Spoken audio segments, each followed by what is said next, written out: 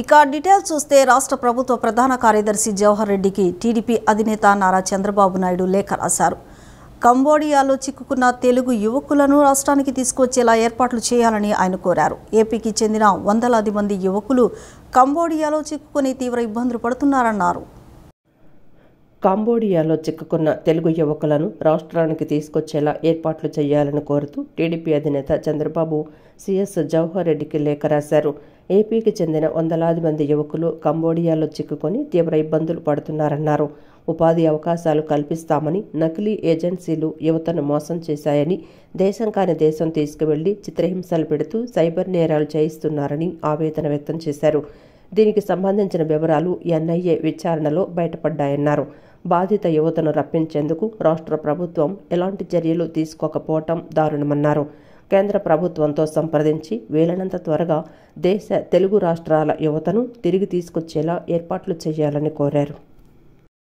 ఈవీఎంలో ఫలితాలు నిక్షిప్తమయ్యాక ఊహాగానాలతో లాభమేంటని వైఎస్ఆర్సీపీ ప్రధాన కార్యదర్శి సజ్జల రామకృష్ణారెడ్డి ప్రశ్నించారు.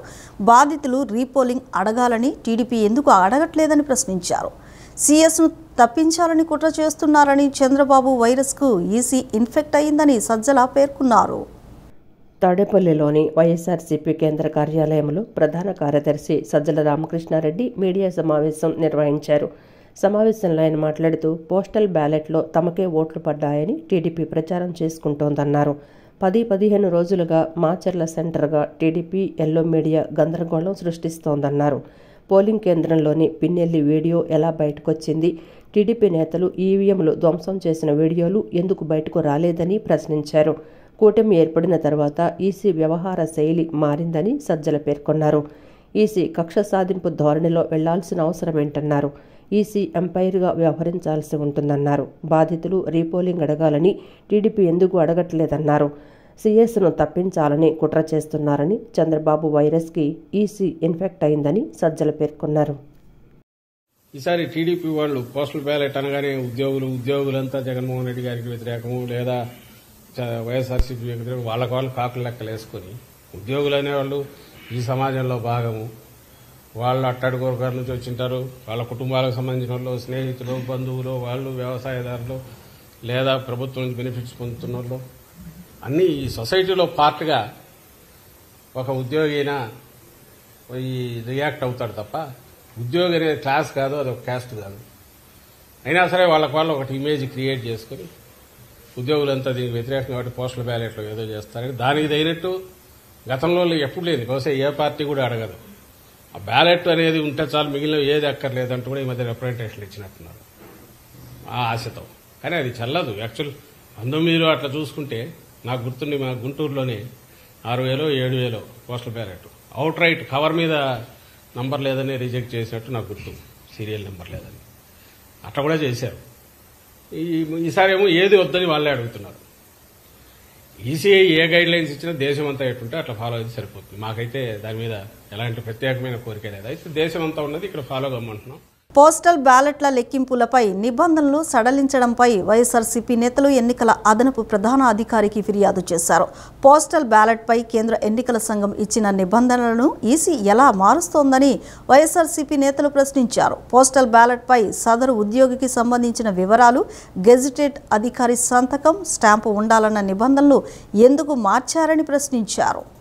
పోస్టల్ బ్యాలెట్ల లెక్కింపు వ్యవహారంపై ఎన్నికల అదనపు ప్రధానాధికారిని కలిసి వైఎస్ఆర్సీపీ నేతలు ఫిర్యాదు చేశారు. అదనపు ప్రధానాధికారి కోటేశ్వరరావును కలిసి ఎమ్మెల్యే పేర్ని నాని, మంత్రి మేరుగు నాగార్జున తదితరులు వినతిపత్రం ఇచ్చారు. పోస్టల్ బ్యాలెట్ల లెక్కింపు నిబంధనలు సడలింపుపై ఫిర్యాదు చేశామని వారు తెలిపారు. అన్ని రాష్ట్రాలకు పోస్టల్ బ్యాలెట్ లెక్కింపుపై గతంలో నిబంధనలు జారీ చేశారని, గెజిటెడ్ అధికారి సంతకం పెట్టి స్టాంపు వేయాలని గతంలో చెప్పారని, స్టాంపు లేకపోయినా చేతితో రాసినా ఆమోదించాలని గతంలో ఆదేశించారని గుర్తు చేశారు. కానీ ఇప్పుడు కొత్తగా అలా స్టాంపు వేయకపోయినా, చేత్తో రాయకపోయినా సరే ఆమోదించమని అంటున్నారని వైఎస్ఆర్సీపీ నేతలు పేర్కొన్నారు. దేశంలో ఏ రాష్ట్రంలో లేని నిబంధన ఇక్కడే ఎందుకు తీసుకొచ్చారని వెల్లడించారు. ఈసీ ఇచ్చిన ఆదేశాలు గొడవలకు దారితీసే అవకాశం ఉందని తెలిపారు. ఈసీ నిబంధనల వల్ల ఓటు గోప్యత ఉండదన్నారు. ఏజెంట్లు అభ్యంతరం తెలిపితే ఘర్షణలకు దారితీస్తుందన్నారు. ఎన్నికల కమిషన్ ఆఫ్ ఇండియా చెప్పని నిబంధనలను ఎలా అమలు చేస్తారని ఫిర్యాదు చేశామని వైఎస్ఆర్సీపీ నేతలు తెలిపారు. ఈ నిబంధనలను పునఃసమీక్ష చేయాలని కోరామన్నారు.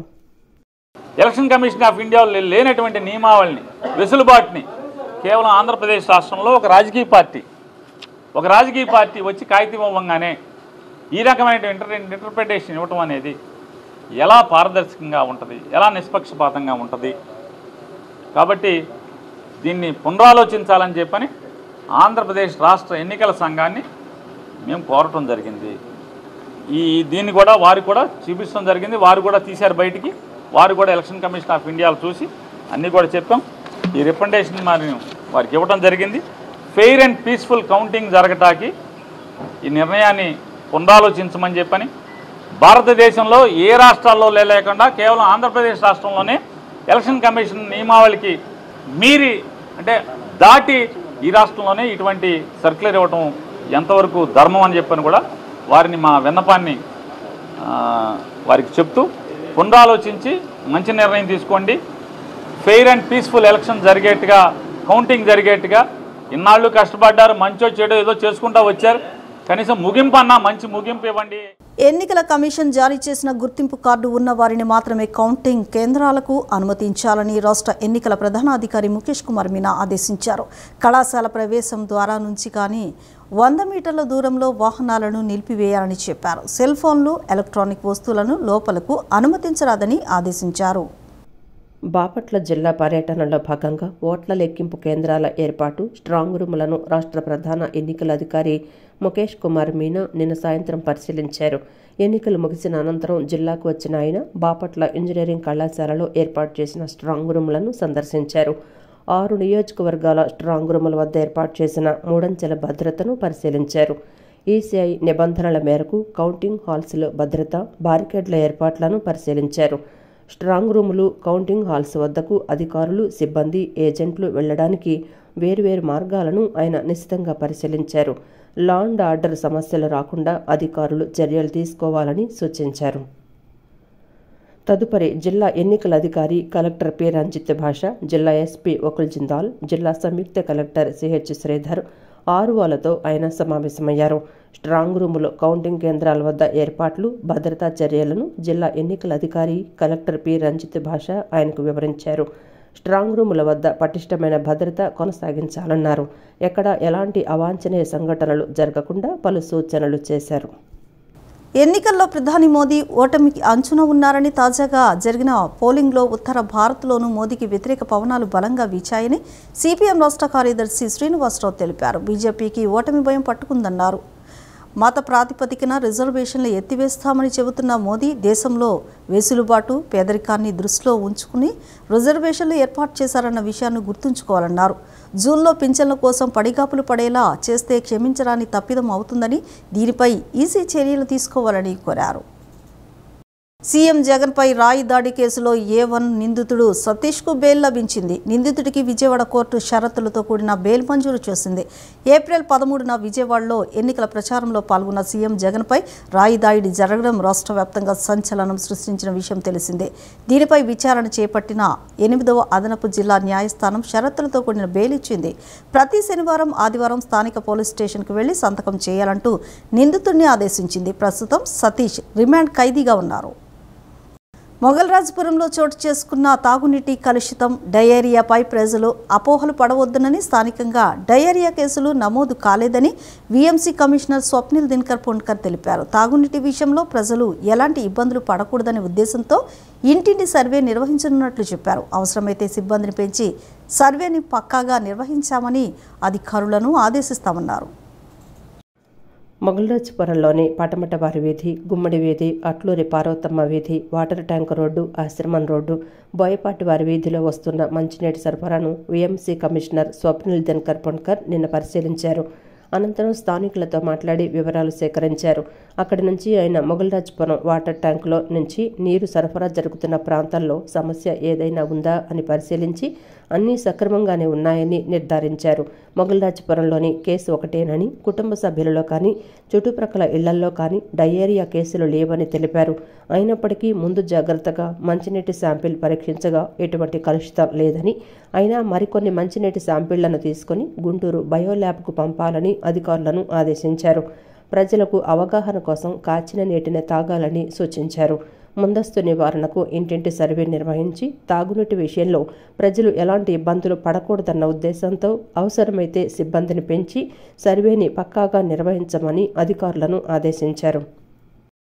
పోస్టల్ బ్యాలెట్ల ఓట్ల లెక్కింపులో జాగ్రత్తగా ఉండాలని ఈసీఐ మార్గదర్శకాలకు అనుగుణంగా సరైన నిర్వహణ నైపుణ్యంతో కౌంటింగ్ ప్రక్రియ సాఫీగా జరిగేలా సన్నద్ధత కావాలని జిల్లా ఎన్నికల అధికారి కలెక్టర్ ఎస్ ఢిల్లీరావు సూచించారు. ఓట్ల లెక్కింపుతో వేగంతో పాటు ఖచ్చితత్వం అత్యంత ప్రధానమన్నారు.